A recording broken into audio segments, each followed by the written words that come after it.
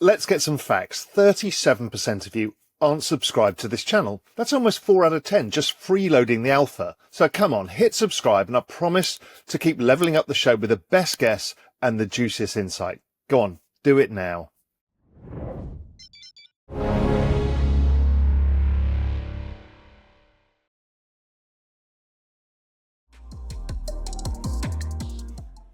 Alrighty, good afternoon everyone. Thank you for being at Breakpoint 2025. My name is Kyle Samani. I'm a founder and managing partner at Multicoin Capital. Thank you for being here with me this afternoon. As some of the seed investors in Solana, we've had to re-underwrite our investment in Sol as it's gone up in price over the years. Earlier this year, we went through that same process again, and we concluded that Solana is still in the best position to be the dominant smart contract platform. Today, I'd like to talk about what undergirds our conviction. The short answer to that is internet capital markets, but the longer and more nuanced answer that I'm going to talk about over the next 10 minutes is really why we think Solana has the core properties you need to power global scale internet capital markets. Before I start, you should read very fast. Here are some important disclosures for all of you. Cool. All right, so a couple of months ago, I gave a presentation at the All In Summit that laid out kind of the big idea behind internet capital markets. In that presentation, I described internet capital markets as a system in which anyone can trade any asset anywhere in the world 24/7 with just their phone and an internet connection. From an allocator's perspective, we think internet capital markets is really one of the most important ideas happening in the world today, up there with AI. But really, no one has actually articulated kind of try to answer the question, well, what are the core properties you need to make a system actually able to support internet capital markets at global scale? And there are a lot of subtle design decisions that need to go into thinking about this, and I want to answer those questions today. So we think there are basically 4 core properties you need in a system that is going to undergird internet capital markets. And those 4 are global liquidity, censorship resistance, credible neutrality, and jurisdictional sovereignty. So let me jump into each of those. First is global liquidity. This is a pretty straightforward concept. Internet capital markets obviously should be able to tap into liquidity anywhere in the world. But there's a little more nuance to think through beyond that. I want to give an example to make that clear. Let's say you live in the US and you want to buy stock A on-chain. And let's say there are 3 different trading venues on-chain. You have something like from the New York Stock Exchange that's on-chain. You have something from the London Stock Exchange that's on-chain, and let's say a permissionless DEX like Drift. And all 3 of those exchanges are trading stock A. If you have the KYC credentials to trade on all 3 of those exchanges, then you should be able to tap into liquidity across all 3 of those venues, and not just one. And by tapping into that liquidity, you should then receive the underlying asset back to your wallet instantly.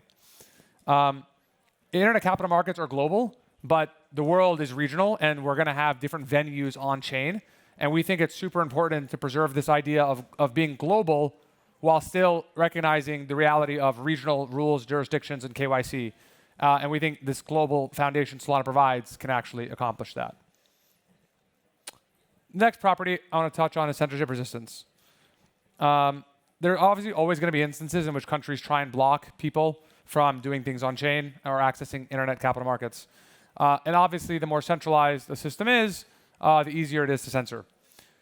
Decentralized systems are obviously much harder to censor, and crypto has really proven that we can actually have globally censorship-resistant systems. Today, I think it's generally recognized that Bitcoin, Ethereum, and Solana, at the very least, are genuinely censorship-resistant systems. The key property, of course, that makes these systems censorship-resistant is having block producers all over the world in many different jurisdictions and regions. And today, of course, across these different systems, there are thousands of nodes producing blocks across more than 100 countries. Next property I want to touch on is credible neutrality. This is probably the most subtle of these 4 properties and maybe the hardest to appreciate.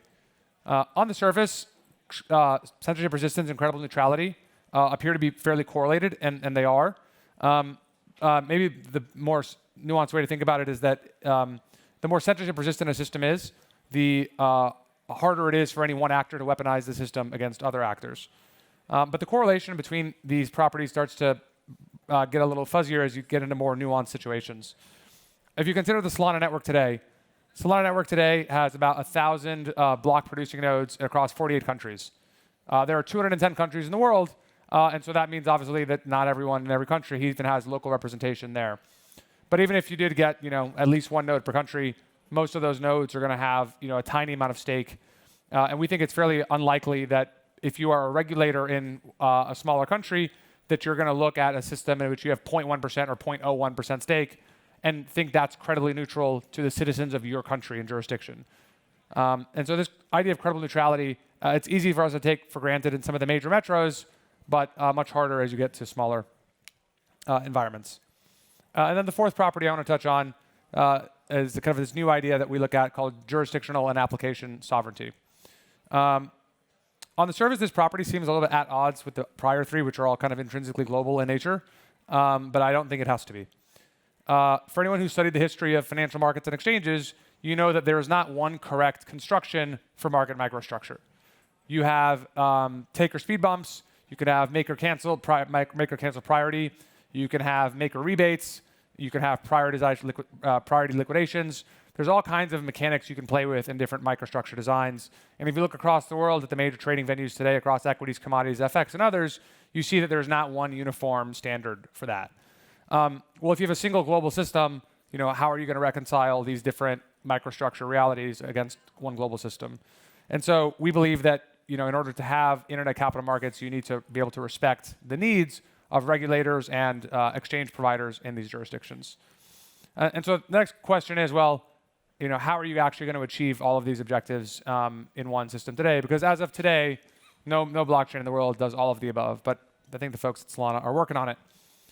We think there are fundamentally two major technologies that are now being worked on that we think unlock all of the above. And those are MCL, multiple concurrent leaders, and application-controlled execution, or ACE. If this is your first breakpoint, MCL was actually introduced by Anatoly 2 years ago, and ACE was actually introduced last year. We think these two core ideas, which are now both under active development from Solana core engineering, are going to be the two things that really facilitate internet capital markets at truly global scale. So let me explain that. Today, almost all major blockchains are single leader systems, whether they're L1s or L2s, EVM, SVM, or something else. And what that means is that at any one moment in time, there is one block producer somewhere in the world that has a monopoly on block production. The premise of multiple concurrent leaders is actually pretty straightforward. It's, of course, the idea of having multiple concurrent people producing blocks at the same time. The reason this is important for things like credible neutrality, in particular, and censorship resistance, is that it allows you to kind of multiply effective stake. If you have a system where you have 100 block producing nodes at the same time, and you have a 0.1% stake in that global network, that would be the equivalent of having 10% stake in a single leader system like Solana is today. And so we think that the ability to have way more concurrent leaders is going to allow there to be more nodes in more places, which is ultimately going to make regulators and application developers in all of these longer tail jurisdictions feel comfortable trusting this global system. The second major technical requirement we think that's going to be key to unlock this vision is application-controlled execution, otherwise known as ACE. On the surface, it would appear that a single integrated system like Solana is really antithetical to this idea. And this is why application-controlled execution is really necessary. ACE will allow developers to specify custom ordering rules, things like maker prioritization, taker speed bumps, maker cancels, priority liquidation, all these different things, all while still being on one global system with one global liquidity pool in the way that Solana is today. ACE really allows regulators and exchange operators, whether you're the London Stock Exchange, the Hong Kong Stock Exchange, or anyone else, to define their own custom rules while still tapping into the benefits of Solana as a global system. And we think this is super underappreciated. To recap, we think internet capital markets are going to require four properties to really get to global scale.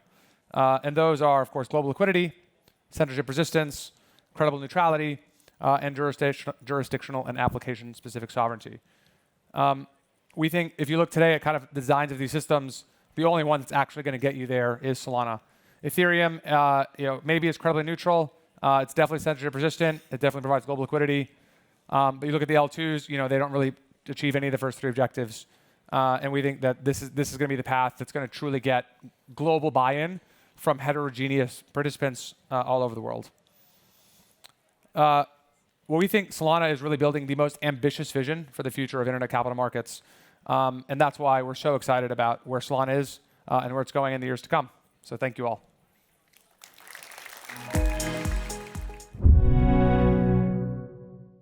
So you obviously like this video enough that you've got to the end. That's quite a big task. But listen, do me a favor, hit the like and subscribe button, and also check out what video's next, because I think you'll love it. But if you want even more, and when I'm talking more, I'm talking about member-generated ideas, incredible alpha, research, everything there to help you in your journey, just head to realvision.com/join for the best financial intelligence out there and the pure alpha that's within the platform.